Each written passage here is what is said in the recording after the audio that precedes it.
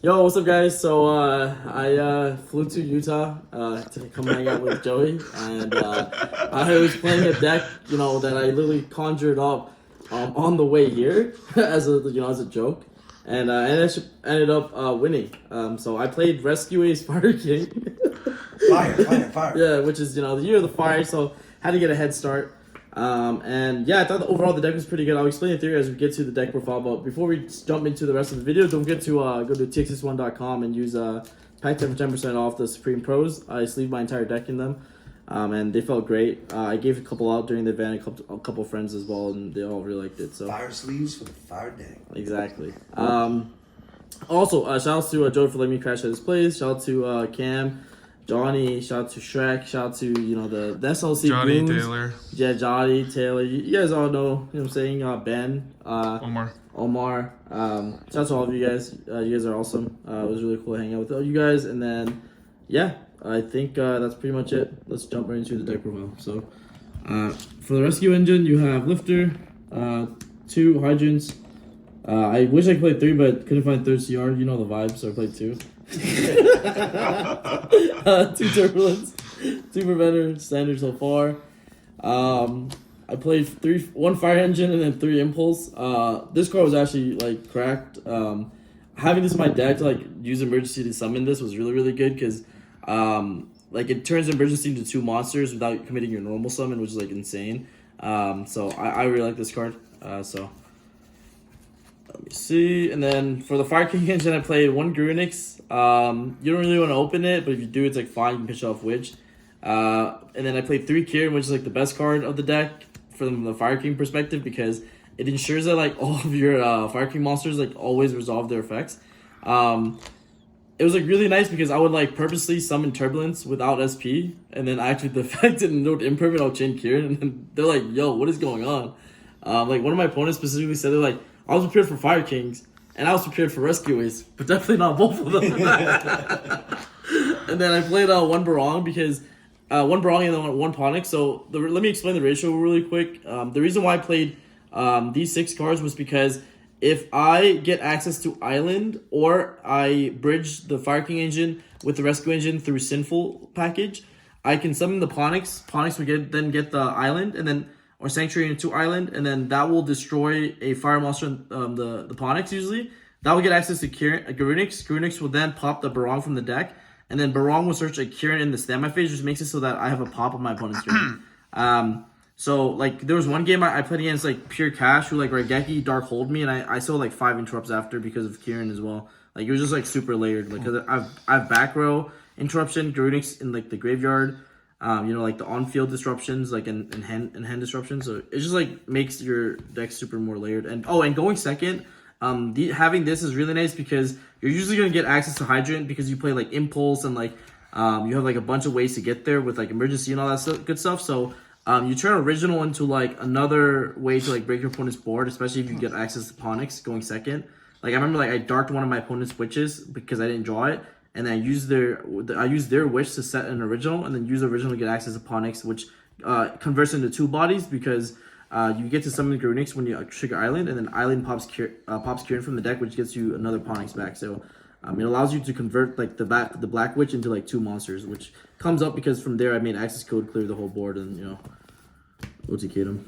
But for hand traps, I only played 3 Ash. Wait, where's the rest of the non-engine? and then 3 Infirm. Not really that many non-engine. I honestly just played engine and just try to break my opponent's board with just powerful cards. Just the theory of strong engine. Definitely just came up with that. 3 Black Witch, 3 Wanted, and then 1 Original. So much to say about it. I think these cards are basically just chaos bases, and I would play more of them if I could. They're just the best. I really like that. I maxed out on witches because I wanted to, like I said, make my deck really consistent, but also make it so that I can bridge the gap between the Rescue engine and the Fire King engine. Yeah, so there's that. Then I played also 3 Prosperity, so basically every good card, 1 Rhoda. All the broken cards at 3. All the 1-ofs are utility. 2-ofs are for, just for, I guess, resources. 3 emergency, they're Common? not super because I give them way out at locals. So I'm gonna have to go back to my locals and tax my boys, get them back. 1 alert, 1 rescue, standard. Yeah, 1 island, 1 sanctuary. I only played 1 in 1 of these, like I said, because I played so many witches, so many wanted. I didn't feel like I needed more of these because those witches and wanted basically convert into these. So I feel like just 1 in 1 were fine. I played against a lab matchup where I actually won just because I opened Fire King cards. Like the Fire King cards just broke the entire lab board. So I like the fact that the rescue deck has a really hard time to lab, but adding the Fire King cards actually helps the lab matchup a lot, which I think is really important. Because curing non-targeting effects just makes your opponents start scrambling. It's like crazy. 1 HQ, don't really need it, but I always side this card out too. But I don't know, the game ends in the turn 3 to be honest, almost every time, and then 2 traps. And then that's it. 44 cards in the main, 6 non-engine. Don't ask me how I did it. Extra deck, Typhon, broken. I summoned it under Silent Wolf a lot, which comes up, which I thought was really, really nice. Because then because sometimes you don't have a way to summon under Silent Wolf. There's no you can't make a Karibo with a level 8 or anything along those lines. So I would make Sunlight, summon this under Silent Wolf, and add a Kieran back, and then have a couple interruptions. So yeah, Typhon. Broken Link Force, we have Access Code, Appaloosa. Yeah, these are just really, really good cards that outing your opponent. This outs your opponent's stuff going second, and this is I usually make this card going second a lot. And a lot of people don't expect that for some reason. Celine, because you played the Witch. So it helps you climb to Link Force for free. Going second, I use the Celine to make Appaloosa to make sure that I resolve all my stuff, which is nice. Heat Soul is part of my combo. I usually go for Sunlight into Heat Soul into Appaloosa. So I get 1 free draw. Unicorn, because I expected a lot of Fire Kings today, and Unicorn is a non-targeting or non-destruction removal, so that's it. Dark and Hida, because of Witches, and Hida for the mirror match, which is really good.